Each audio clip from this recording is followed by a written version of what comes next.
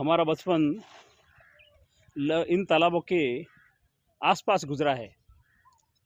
इन तालाबों के अंदर घूमना और कतारबद्ध गुलाब सागर, पनियारी, शेलड़ी, शिवसर, चिखलिया, फिर रामसर, नया तालाब, इन सारे कतारबद्ध लगे तालाबों को हम लगातार प्रतिदिन हर तालाब पर जाते थे और इन तालाबों के वर्षा जल में, अमृत रूपी जल में स्नान करते थे और वो दृश्य आज भी हमारी स्मृतियों में अविस्मरणीय है।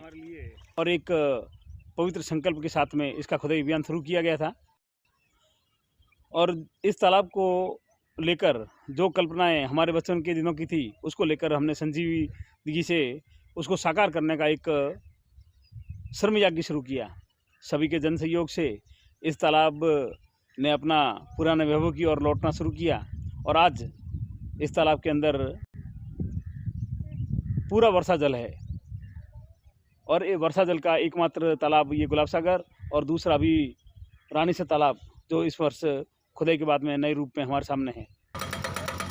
हम किसी पवित्र संकल्प को लेते हैं और उसके साथ साझा प्रयास होते हैं सामूहिक रूप से समाज के सभी अंग मिलकर, तो वह स्वप्न साकार रूप में हमारे साथ होता है। उसका ये अनुभव उदाहरण है गुलाब सागर तालाब। मेरा आग्रह है कि कभी समय निकालकर आप भी इन प्राचीन धरोहरों को देखने के लिए घर से निकलें और आइए गुलाब सागर तालाब, शिवसर तालाब, रानीसर तालाब, जो अभी वर्तमान में तीनों तालाब हमारे लिए सबसे ज़्यादा सुलभ हैं, और उसके साथ में एक पनियारी तालाब है जिसका भविष्य में जीर्णोद्धार होगा।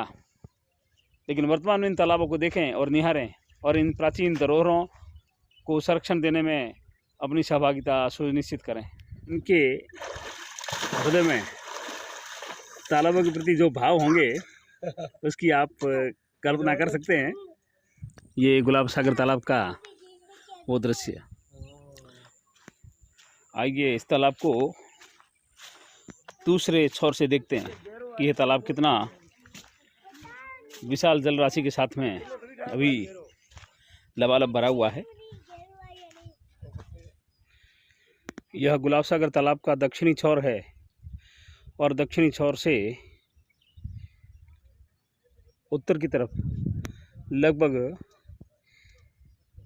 1000 फीट तक आपको वर्षा जल लबालब भरा हुआ दिखाई देगा और उसके ठीक ऊपर पूर्व की तरफ गुलाब सागर तालाब पर ये नवनिर्मित भवन, जिसका निर्माण कन्हैयालाल जी व्यास राजस्थान रोडवेज प्रबंधक के आर्थिक सहयोग से किया गया था।